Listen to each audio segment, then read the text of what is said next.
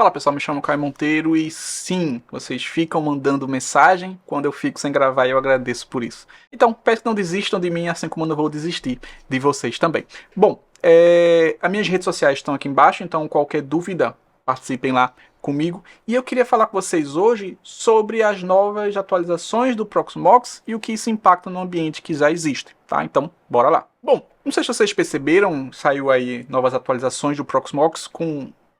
Vamos lá.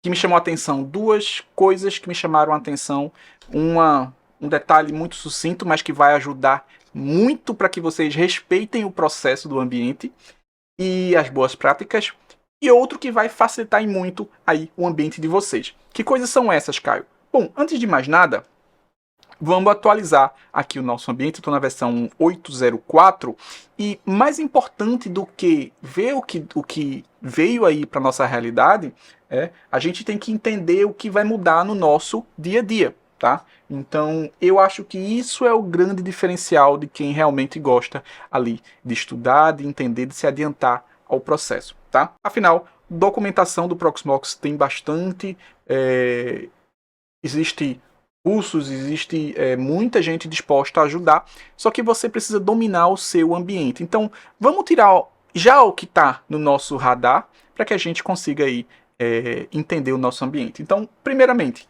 vamos colocar o nosso ambiente para atualizar. Atualizar, vocês sabem como é que faz, não é possível. Se você é novo aí no Proxmox, a gente tem alguns vídeos aqui com relação à atualização, sobre boas práticas de atualização. Então, vou deixar a sugestão aqui embaixo, a playlist do Proxmox para vocês. Bom, essa câmera está aqui em cima por quê? Rapidinho. Vem para cá. Oh! Pronto. Tá pequeno?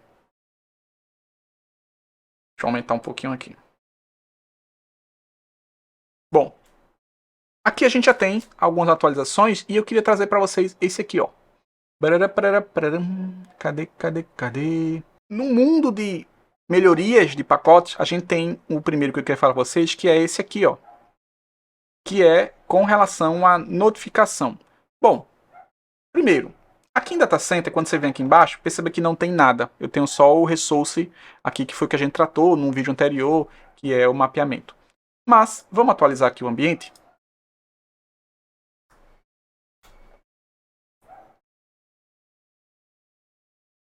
Enquanto ela atualiza, um pequeno disclaimer aqui para vocês, que vai estar aqui embaixo o tempo com relação a esse disclaimer. Então eu queria convidar vocês, caso não é meu aluno, caso não conhece esse projeto que chama Projeto Empresa Livre, eu queria convidar você a fazer parte desse projeto e contribuir ali de forma financeira com esse projeto, e em troca eu lhe dou as boas práticas e o meu conhecimento com relação ao Proxmox. Tá? Então, nesse curso a gente vai aprender do absoluto zero até você ter um ambiente ali intermediário, seguro, para que você siga com novos conhecimentos e que você esteja pronto no lançamento do módulo de alta disponibilidade HA, que vai acontecer no final desse mês. Já está praticamente pronto, então se você fizer aquisição até o lançamento não vai ter nenhum custo adicional, e todos os meus alunos receberão um comunicado que o módulo já está pronto e disponível no ambiente de vocês. Então, fazendo essa aquisição, você me ajuda, você se ajuda e você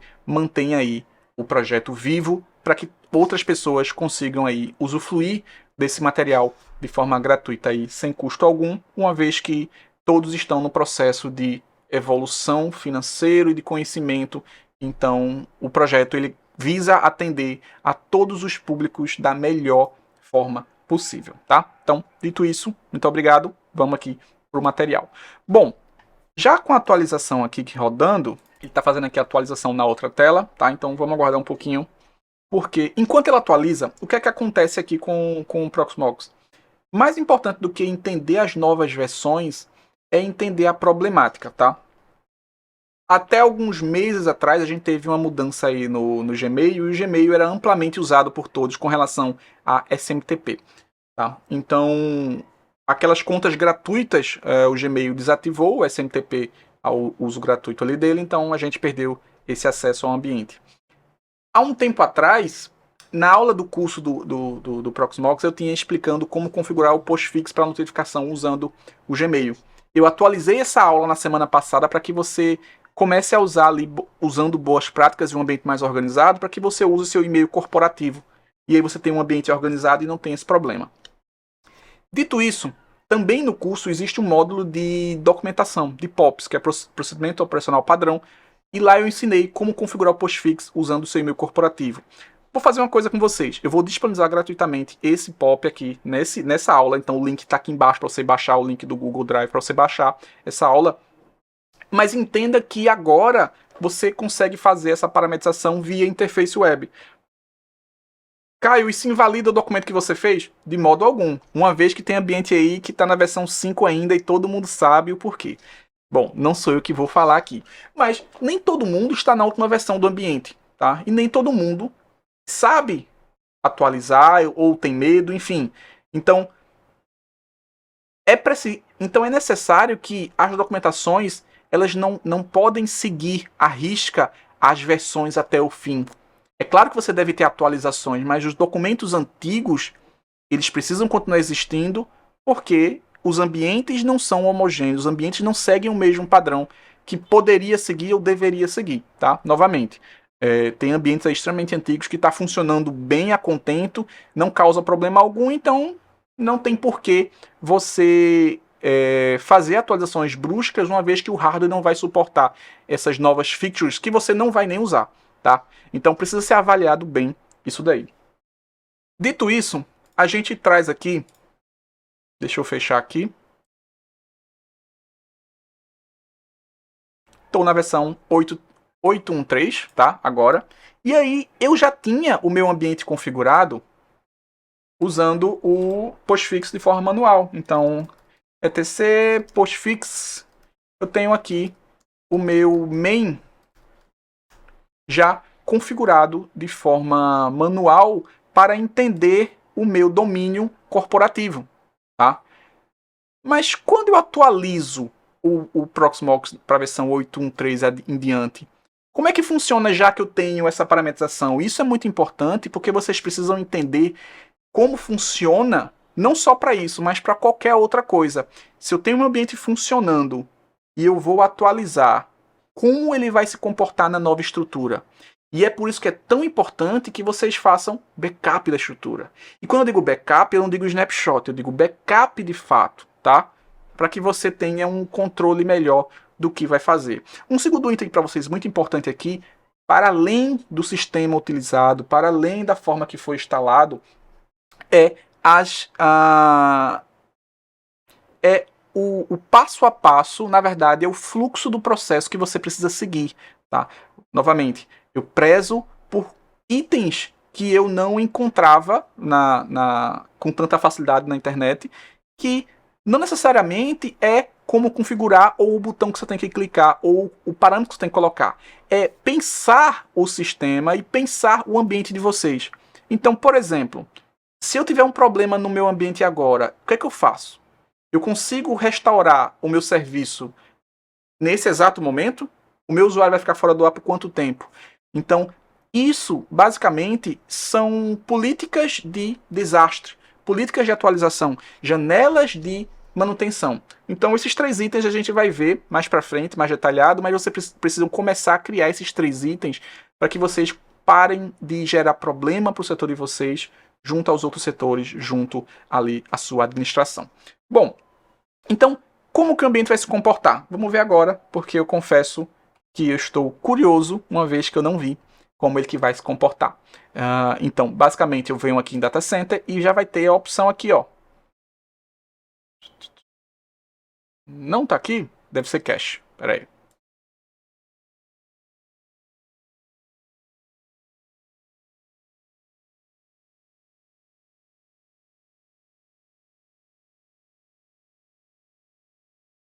Aqui, é cache. Bom, isso é um item que a gente também aprende com o tempo, tá, gente? Nunca confie no cache.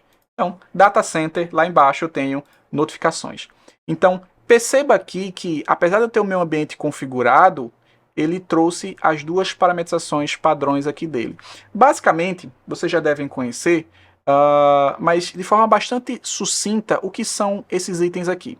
Bom, a primeira informação é com relação à estrutura de notificação, tá? Então, você vai preparar, parametrizar, para poder existir uma estrutura que vá usar para notificação.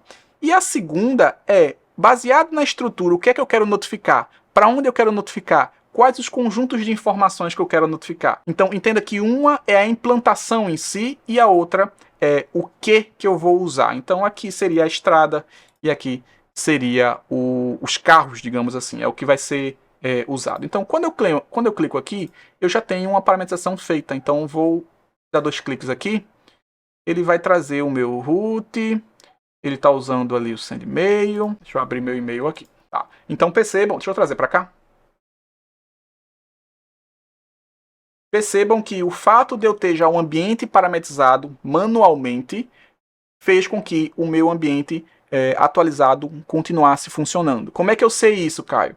Porque a opção de ele trouxe o meu e-mail lá, ó, host1@projetoempresalivre.com.br, que é o e-mail corporativo que eu usei para parametrizar manualmente. Então ele enviou do host1 para o meu e-mail corporativo.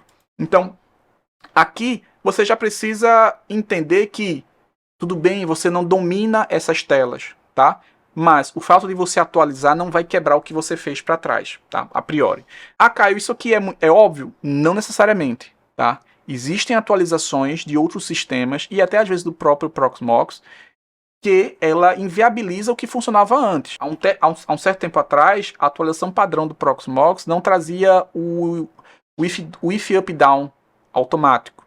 Então você tinha o Proxmox, mas você não conseguia fazer o restart da placa a contento ali. Então depois foi que foi incorporado. Então não é porque está havendo uma mudança de versão que obrigatoriamente o que estava funcionando antes vai continuar funcionando, tá? A gente vai ver isso começar a acontecer no pfSense com uns itens que eu já vi lá, mas isso é papo para outro vídeo. Então, a priori, você não precisa se preocupar em atualizar, porque você vai atualizar e ele vai passar a funcionar. Ou seja, a minha estrutura que eu configurei, ela está funcionando independente da versão. Então, a gente já entendeu que ele vai passar, que ele vai manter o funcionamento. Ótimo. Mas, para além disso, como que eu configuro um ambiente onde eu não tenho configurado? Tá? Isso daqui eu vou deixar para o próximo vídeo, porque eu preciso remover a minha configuração e fazer um vídeo do zero para que você aprenda item a item. Até porque eu não tive tempo para poder ver os itens. Eu consigo entender o funcionamento devido ali às experiências passadas, a outros sistemas onde eu já tenho esse tipo de experiência, e a gente acaba lendo documentações de implantação e lendo documentações de desenvolvimento e a gente entende o motivo de cada coisa. Então, com base nisso, eu tiro o funcionamento padrão do sistema para conseguir passar para vocês. Mas eu prometo a vocês que na próxima semana eu vou fazer um vídeo detalhado de como parametrizar e o que implica essas regras aqui, tá? Porque você começa a ter funções distintas. Funções, na verdade, não é a palavra correta. Refinamento do que será notificado e para quem será notificado, tá? Isso aqui é muito importante. Isso aqui dá uma liberdade muito grande para vocês, uma facilidade aí no ambiente de vocês. Um segundo item para vocês aqui é com relação à criação de máquina virtual de um item que, cara, para mim foi sensacional. Deixa eu criar uma máquina virtual aqui para vocês. Criar a máquina teste aqui. Vou avançar. Deixa eu trazer para cá. Lembra quando você ia fazer a instalação do Windows e aí você tem que colocar o disco no modo SATA? Né? Lembrando que as boas práticas mandam a gente usar o modo SCSI, só que você não poderia usar o modo SCSI porque o Windows não vai reconhecer o SCSI. Então o que é que você tinha que fazer? Começar em SATA, fazer toda a instalação e depois ativar o SCSI, o VirtIO e fazer a troca de disco, onde você tinha problema com relação, no momento da troca de disco às vezes, o Windows ele, né, não gosta muito, é cheio de nome e toque, e aí ele corrompia e tinha que reiniciar, você tinha que fazer a reparação do sistema para que ele voltasse a funcionar. Com esse item agora, você não precisa se preocupar mais com isso, porque na essência da demanda, ou seja, na essência da implantação, você já vai ter a opção de parametrizar. Bom, aqui ó, eu tenho aqui o nome da VM e percebe que quando eu marco aqui o Guest OS para Windows, ele já vai ativar aqui, ó, adicione drives de VirtIO, ou seja, adicione aqui o disco onde você vai usar para instalar o VirtIO.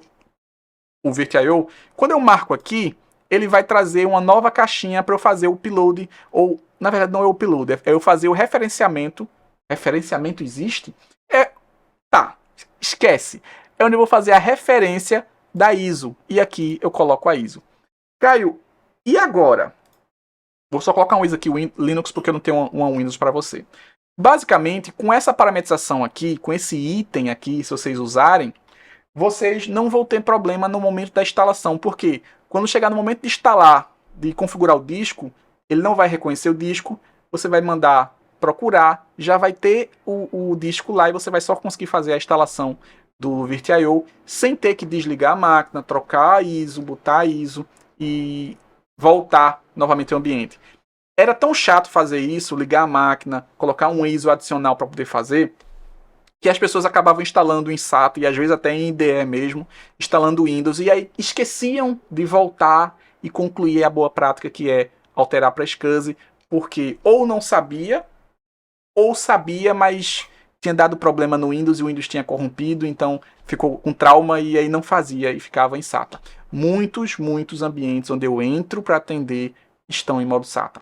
Tá? Então, esse tipo de item aqui ajuda a, na essência da demanda, no momento da implantação, você já implante ele da forma correta, usando ali o SCSI, tá, pessoal? Então, eu espero que vocês tenham gostado desses dois itens e no meu próximo vídeo eu vou detalhar como parametrizar as notificações via interface web da melhor forma possível, já com a ênfase nas regras, com exemplos práticos das regras. Porque esse vídeo eu vou fazer um segundo para subir para a aula e aí eu tenho aí 2 conteúdos para vocês, tanto no YouTube quanto no curso. Lembrando que eu não faço distinção de conhecimento. O que eu faço é passar de uma forma diferente, uma vez que lá eu não preciso fazer tanto floreio que o YouTube me cobra que eu faça, tá, pessoal? Então, por enquanto é isso. Tchau, tchau.